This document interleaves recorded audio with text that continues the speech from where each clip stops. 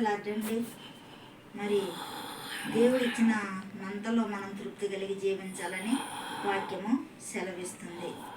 మరి తృప్తి కలిగి జీవించాలా? దేవుడు మనకి ఇచ్చినంతలో ఇచ్చిన దానికి కృతజ్ఞత కలిగి కూడా దేవుని పట్ల జీవించాలి.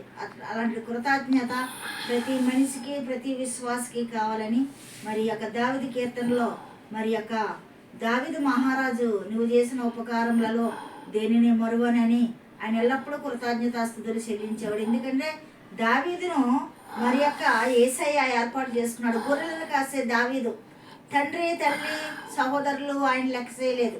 మరి లెక్క చేయని వారిని లేనటువంటి దావీదును మరి దేవుడికి కావాల్సి వచ్చింది కాబట్టి ఆ గొర్రెల కాపరిని ఏర్పరచుకున్నాడు. కాబట్టి ఎప్పుడు దావీదు మహారాజు దేవునికి స్తుతులు, స్తోత్రాలు, కృతజ్ఞతలు చెల్లిస్తూనే ఉండేవాడు. ఆయన అంటున్నాడు మరి 135లో మరి యేసయ్య కొరకు నేను కనిపెట్టుకొని ఉన్నాను, నాకు ప్రాణమును ఆయన కొరకు కనిపెట్టుకొని ఉన్నది.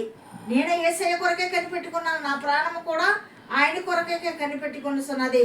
ఆయన మాట మీద నేను ఆశ పెట్టుకొని ఉన్నాను. చూడండి, మనకి న్యూ ఇయర్లో వాగ్దానాలు తీసుకుంటాం. ఆ వాగ్దానమే ఆయన ఇచ్చిన మాట.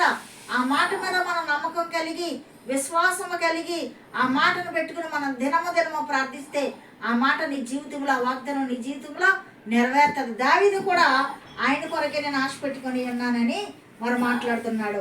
మరి అంతేకాదు, మరి యేసయ్య మీద ఆశ పెట్టుకొనుము, మరి యేసయ్య యొద్ద కృప దొరుకును, ఆయన యొద్ద సంపూర్ణ విమోచన దొరుకును. మనం యేసయ్య యొద్దకు వెళ్తే కృపాక్షేమం దొరుకుతుంది, విమోచన దొరుకుతుంది. కాబట్టి యేసయ్య యొద్దకు మనం వెళ్ళినప్పుడు మనకి ఏది కావాలో అది మన మనస్ఫూర్తిగా ప్రార్థిస్తే ఆయన మనకి ఇచ్చే దేవుడండి. మరి దావీదుకు ఎన్నో బాధలు కలిగాయి, ఎంతో మంది శత్రువులు.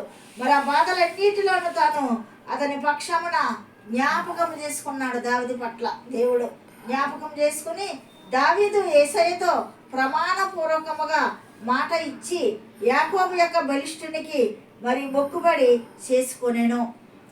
దావీదు అంటాడు, ప్రభా నీ యందు నేను నమ్మకంగా ఉంటాను, నీ యందు నేను నమ్మకంగా జీవిస్తాను, నువ్వే నా దేవుడువు, నువ్వే నా విమోచకుడు, నువ్వే నా రక్షకుడు అని దావీదు ఆశ పెట్టుకుని ఉన్నాడు. ఆయన ప్రాణము ఆశ పెట్టుకున్నది, ఆయన మాట నమ్మి ఉన్నాడు. కాబట్టి ఎంతమంది శత్రువులున్నా, కుడి పక్కన 10,000 మంది పడినా, ఎడవ పక్క 1000 మంది పడినా మరి జయము ఆయన మరి పొంది ఉన్నాడు. దావీదు గొల్యాతును ఓడించాడు. మరి ఫిలిష్తీయులు మరి యొక్క రాజ్యము కొరకు మరి యొక్క దావీదు మీద మరి గొల్యాతును చంపాడని మరి పగబట్టినప్పుడు మరి యొక్క మరి శత్రువుల మీద జయము పొందాడు. ఎందుకనగా దావీదు ప్రాణము ఆశ పెట్టుకుని ఉన్నది యేసయ్య దేవుని మీద. మరి ఆ ఆశ నెరవేర్చాడు దేవుడు. యుద్ధమయ్యే హోవదని దావీదు పట్ల యుద్ధం చేసి జయమిచ్చాడు. మనము కూడా యేసయ్య మీద ఆశ పెట్టుకుని జీవిస్తే మరి నీ పట్ల, నా పట్ల కూడా జయమిచ్చి మన బాధల్లో, మన శ్రమల్లో కూడా మనకు జయమిచ్చే దేవుడు. కాబట్టి యేసయ్యను వెంబడిందామండి. యేసయ్య మాట నమ్ముదాం. యేసయ్య ఇచ్చిన ఈ నూతన సంవత్సరంలో వాగ్దానం పట్టుకొని మనం ప్రార్థించేద్దాం. నీ జీవితంలో, నా జీవితంలో ఇచ్చిన వాగ్దానము నెరవేర్చబడుతుంది. మీరు నమ్మండి.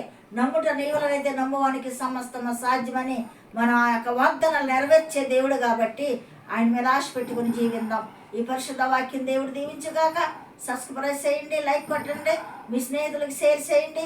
హన్నా మినిస్ట్రీ గురించి ప్రార్థించండి. ఆమేన్.